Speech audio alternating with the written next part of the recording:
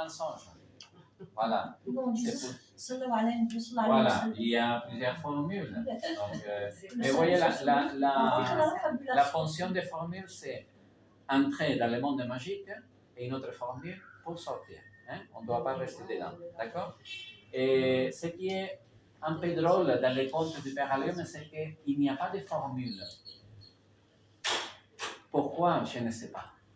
Je ne sais pas. C'est peut-être parce qu'il a ramassé les contes de vive voix. Et alors, il lui disait, allez, racontez-moi ces contes. Et il racontait. C'est une chose qui manque. Donc, mais bon. C'est pas dans l'oralité. Une autre chose des contes, mais pas seulement du Père Allium, mais en général, le temps n'est pas important. Le temps n'est pas important. On ne doit pas préciser le temps. On dit toujours, Fiqadina Zaman, Kan, Yamakan. Voilà. C'est-à-dire, on se met toujours en arrière, mais on ne sait pas où exactement. Donc le temps n'est pas important dans les récits. Il y a des lieux qui sont mentionnés, mais pas beaucoup. Bien sûr, il y a la Mecque qui est mentionnée beaucoup, parce que dans beaucoup de contes, on parle de la pèlerination à la Mecque, le Hajj. Il y a aussi l'Égypte qui apparaît dans les contes.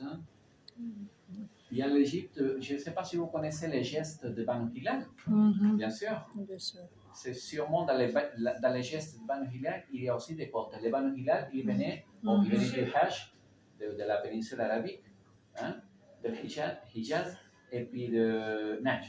C'était les deux régions de l'Arabie Saoudite, mais ils sont passés beaucoup de temps aussi en Égypte, avec les Fatimides. Donc, très probablement, ils sont ramenés avec eux des contes aussi populaires de l'Égypte. C'est pour ça qu'il y a des mentions en Égypte.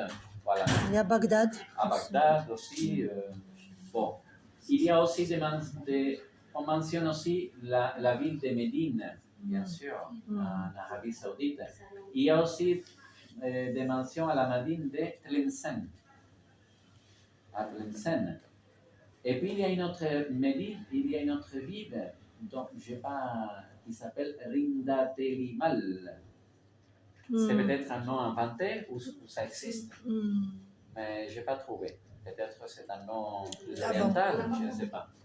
Mais bon, pour ce qui est des animaux, attendez, je vais parce que pour ce qui est des animaux, voilà, il y a les animaux qui apparaissent le plus, c'est les chacals, les chameaux, l'agneau, les hérissons, les chats, les lions, les souris et les serpents. Bon, chaque animal représente une qualité humaine. Non? Il y a par exemple le chacal qui représente la férocité, on dit férocité, non? La malice. Oui. Férocité. Féroce. Féroce, voilà. Et aussi la stupidité, aussi, le chacal. Le hérisson, par exemple, représente l'intelligence. Il est toujours très intelligent. Le chat, par exemple, l'agressivité, il est agressif des fois. L'agilité.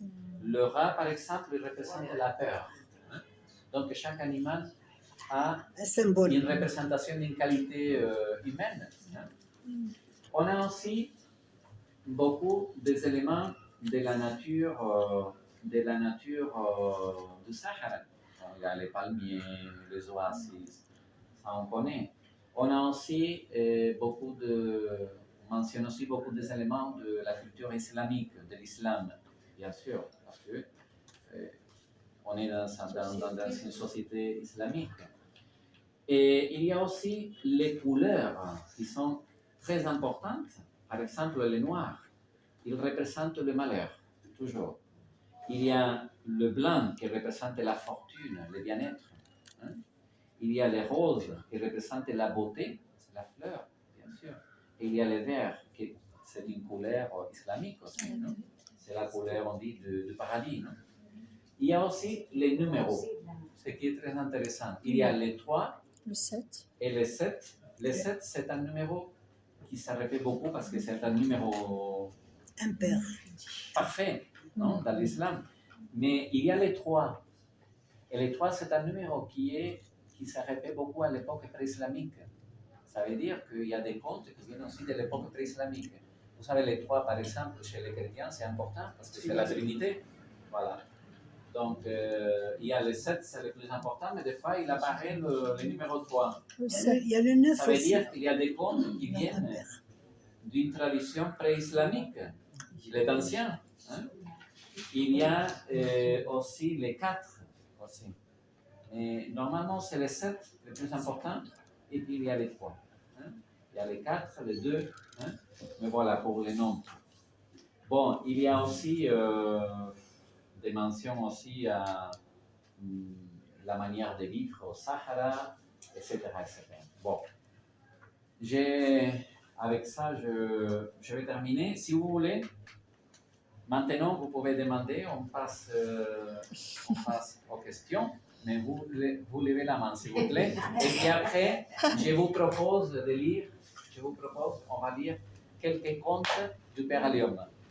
J'ai sélectionné quelques contes en français et en arabe. Si vous voulez, on peut lire la moitié en arabe et l'autre moitié, on la lit en français. Non?